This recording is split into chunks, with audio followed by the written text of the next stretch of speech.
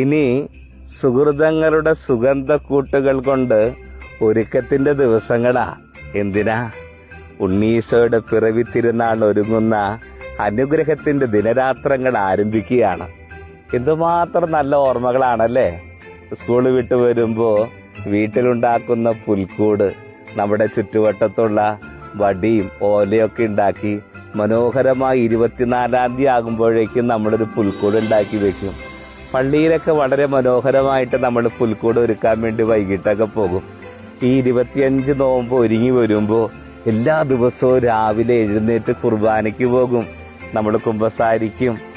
ഇരുന്ന് സുഹൃതങ്ങൾ ഇങ്ങനെ ചൊല്ലിക്കൊണ്ടിരിക്കും. കുട്ടികളുള്ള നമ്മുടെ വീടുകളിലൊക്കെ ഇങ്ങനെ സുഹൃതങ്ങൾ ഒരുപാട് ചൊല്ലും.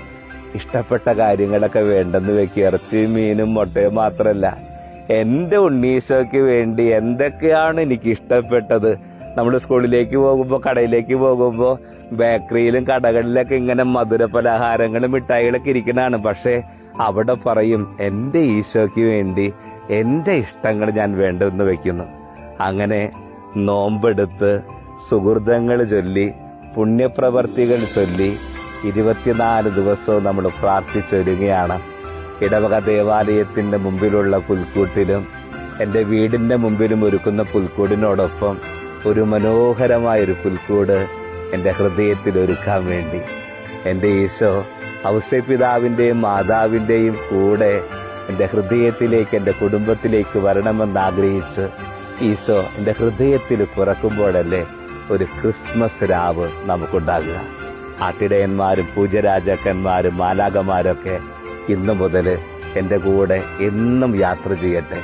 എൻ്റെ ഉള്ളിലേക്കുള്ള പുൽക്കൂട്ടിലേക്ക് അവർ വന്ന് ചേർന്ന് നിൽക്കട്ടെ. നമുക്കൊരുങ്ങാം ഈ അനുഗ്രഹത്തിന്റെ ദിനരാത്രങ്ങൾ, അനുഗ്രഹത്തിന്റെ അനുഭവങ്ങളുടെ ഒരു നല്ല ക്രിസ്മസ് രാവിലേക്ക് ദൈവം ഉണ്ണീശോയിലൂടെ നമ്മളെ കൂട്ടിക്കൊണ്ടുപോയി അനുഗ്രഹത്തിന്റെ പിറവിക്കായി നമുക്കൊരുങ്ങാം. ദൈവം സമൃദ്ധമായി നമ്മളെ അനുഗ്രഹിക്കട്ടെ.